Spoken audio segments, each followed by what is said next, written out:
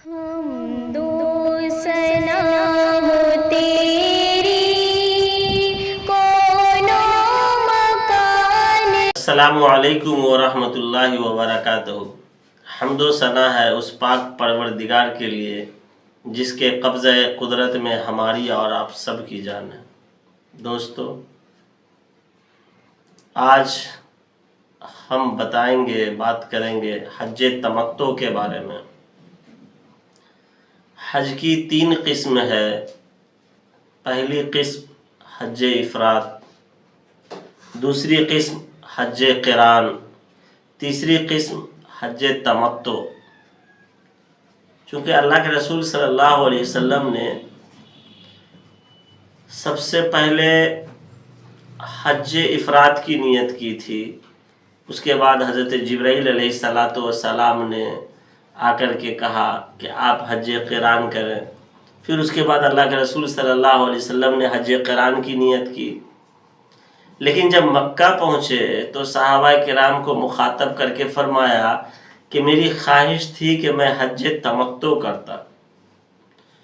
تو حج تمتع، چونکہ اللہ کے رسول صلی اللہ علیہ وسلم نے حج قران کیا ہے، لیکن حج تمتع بھی افضل ہے، چونکہ اللہ کے رسول صلی اللہ علیہ وسلم نے جو ہے اس کی خواہش ظاہر کی۔ تو آج ہم سیکھیں گے حج تمتع کیسے کرنا ہے۔ تو حج تمتع کو ہم 2 حصے پر منقسم کریں گے۔ سب سے پہلا حصہ جو وہ ہوگا عمرہ کا حصہ ہوگا، اور دوسرا حصہ ہوگا حج کا حصہ۔ تو سب سے پہلے سمجھیں گے کہ ہم میقات سے عمرہ کے نیت سے احرام باندھیں گے، اور احرام باندھ کر کے نیت کریں گے لبیک عمرتن۔ جب احرام باندھ لیں گے، احرام باندھنے کے بعد نیت کریں گے لبیک عمرتن، اور اس کے بعد چلیں گے بیت اللہ شریف تشریف لائیں گے۔ بیت اللہ تشریف لانے کے بعد طواف کریں گے۔ طواف کے بعد 2 رکعت نماز پڑھیں گے۔ کہاں؟ بیت اللہ کے سامنے اور مقام ابراہیم، بیت اللہ کی طرف رک کر کے مقام ابراہیم کے سامنے 2 رکعت نماز پڑھیں گے۔ اس کے بعد زمزم پئیں گے۔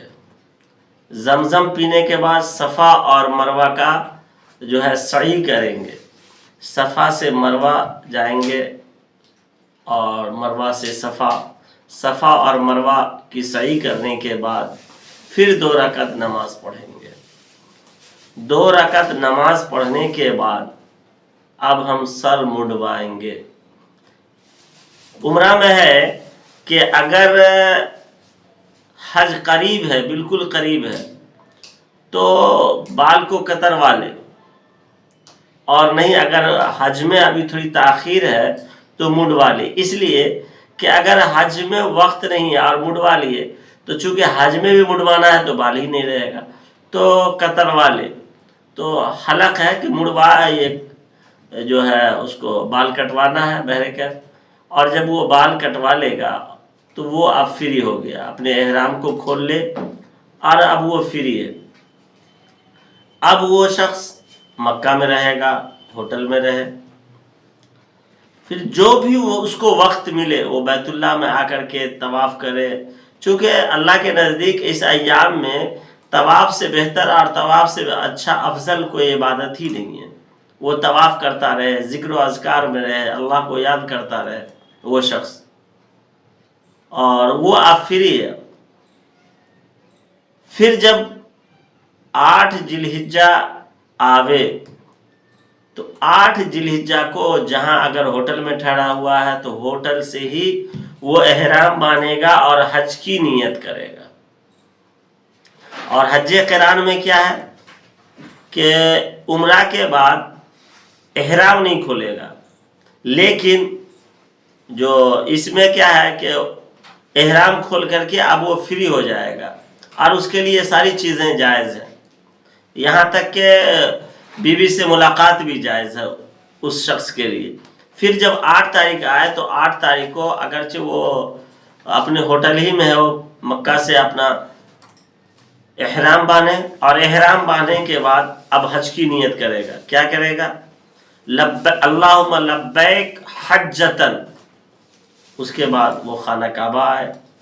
خانہ کعبہ آنے کے بعد طواف کرے. طواف کرنے کے بعد اس طواف کو طواف کرے اور اس کے بعد سعی کرے. اس طواف کو طواف مقدم بھی کہتے ہیں. پھر یہاں سے منا کے لیے طواف کرے. طواف کے بعد سعی کرے. اس کے بعد یہاں سے 8 تاریخ کو منا کے لیے نکلے. اب وہ شخص منا پہنچے گا. منا میں اسے کیا کرنی ہے؟ ظہر کی نماز پڑھنی ہے، عصر پڑھنی ہے، یعنی 5 وقت کل منا میں نماز پڑھے گا. ظہر، عصر، مغرب، عشاء. اور اب فجر پڑھ کر کے 9 ذی الحجہ کو وہ نکلے گا. 9 ذی الحجہ کو عرفہ میں جائے گا فجر پڑھ کر کے. اب عرفہ میں جائے گا. عرفہ میں جانے کے بعد آرام کرے گا زوال تک. زوال کے بعد جو ہے ظہر اور عصر کی نماز اکٹھی پڑھے گا ایک ساتھ، ایک اذان اور 2 تکبیر کے ساتھ. ظہر اور عصر کی نماز پڑھنے کے بعد خطبہ ہوگی. اس کو عرفہ کا خطبہ بھی کہتے ہیں.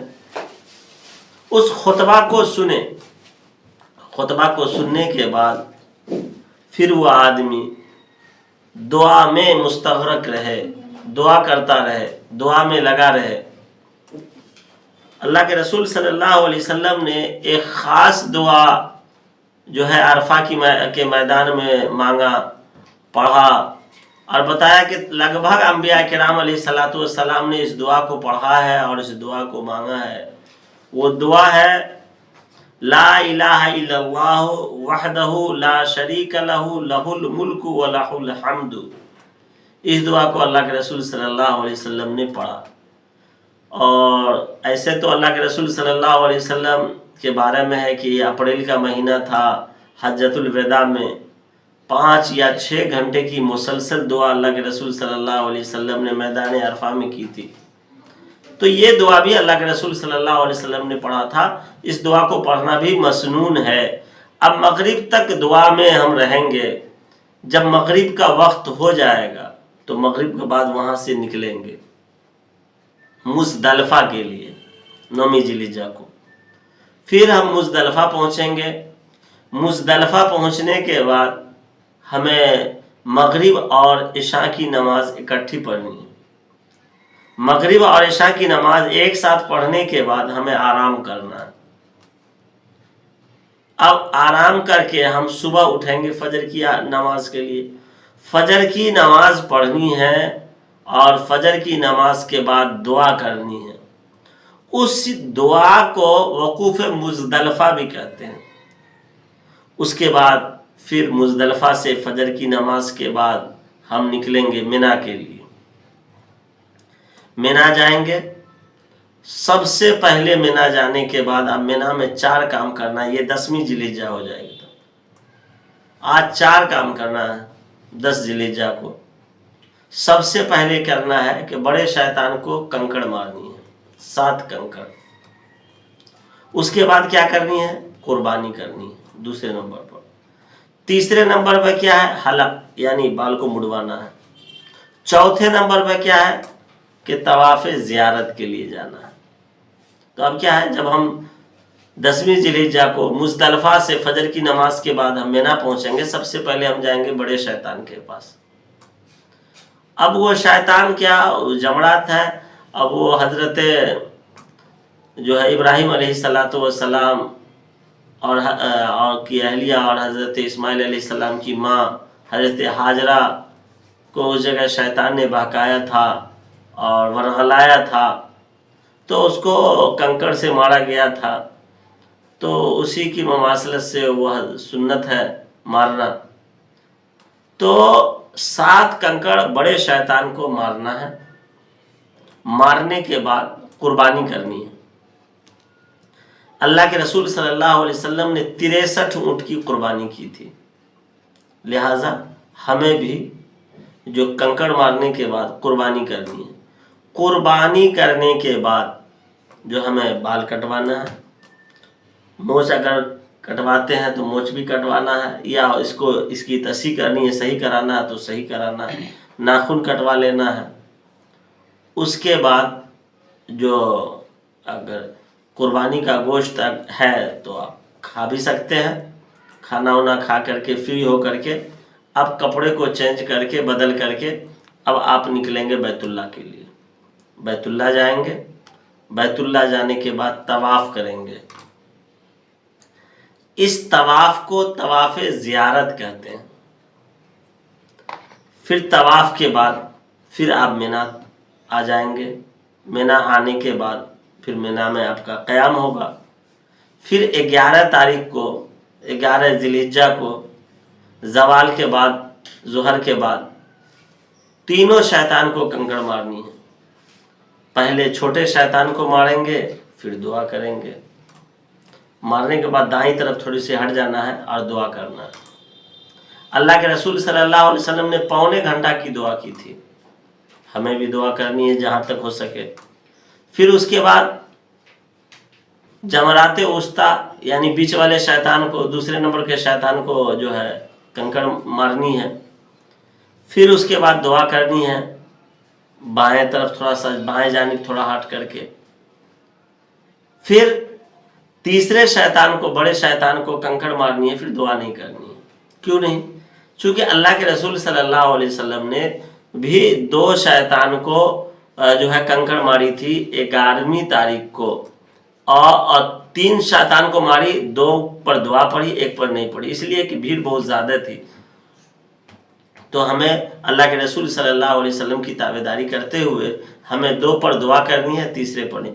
اب کنکڑ مارنے کا سنت طریقہ کیا ہے کہ ہم اس طرح کھڑے ہوں کہ ہمارا بایاں جانب جو ہے بیت اللہ کی طرف ہو اور دایاں جانب جو ہے مینا کی طرف ہو.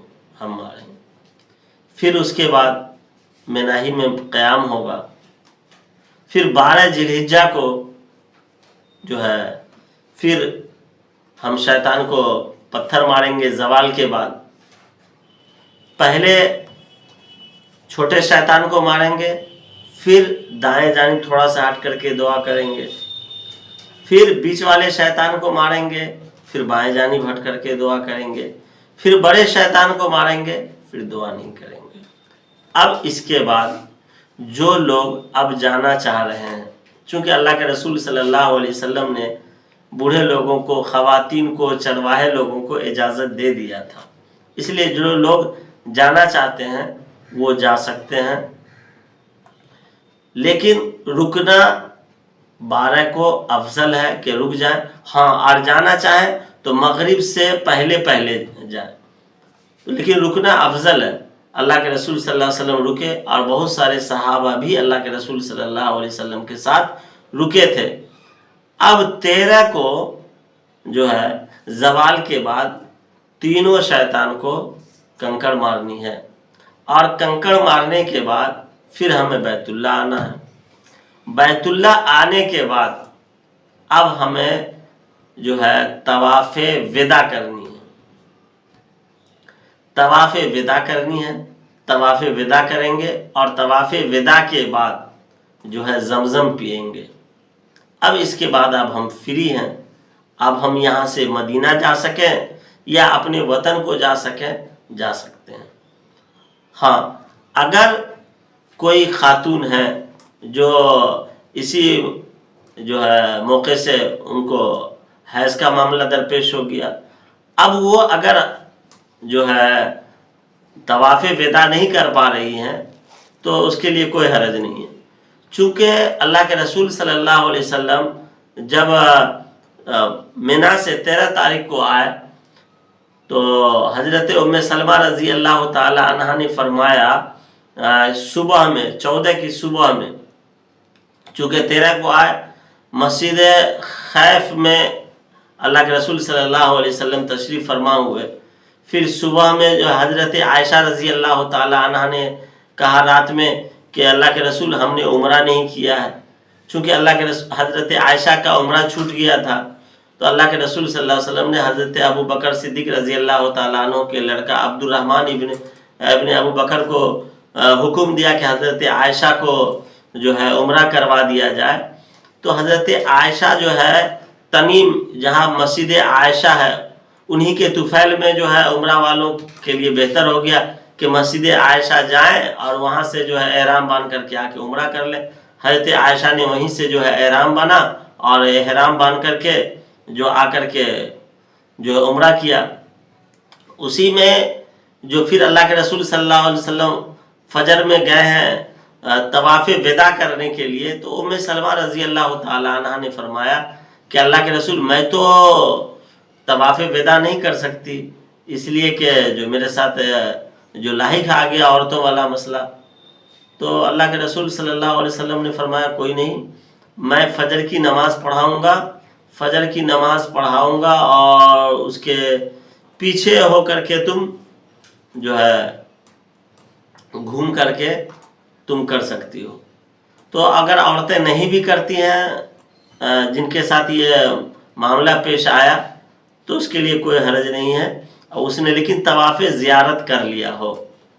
تو اللہ تبارک و تعالی ہمیں بھی حج نصیب فرمائے اور اللہ تعالیٰ آپ لوگوں کے حج کو حج مبرور بنائے. یہ چھوٹا سا حج تمتع کا طریقہ تھا جو میں نے بتایا. اب اجمال میں مختصر میں بتا دینا چاہتا ہوں کہ سب سے پہلے عمرہ کرنا ہے حج تمتع والوں کے لیے. عمرہ سے فری حلق کرا لیں اور اس کے بعد فری ہو جائیں. فری ہونے کے بعد 8 تاریخ سے اب پہلے فری ہو رہے ہیں تو 8 تاریخ کا انتظار کہ اس بیچ کے وقفے میں آپ بیت اللہ آویں اور بیت اللہ میں زیارت وغیرہ یہ کیا کہتے ہیں طواف کرتے رہیں. یہ افضل عبادت ہے. 8 تاریخ آئے تو 8 تاریخ کو مینا جانا ہے. مینا میں جو ہے ظہر عصر مغرب عشاء اور فجر کی نماز پڑھ کر کے عرفہ جانا ہے.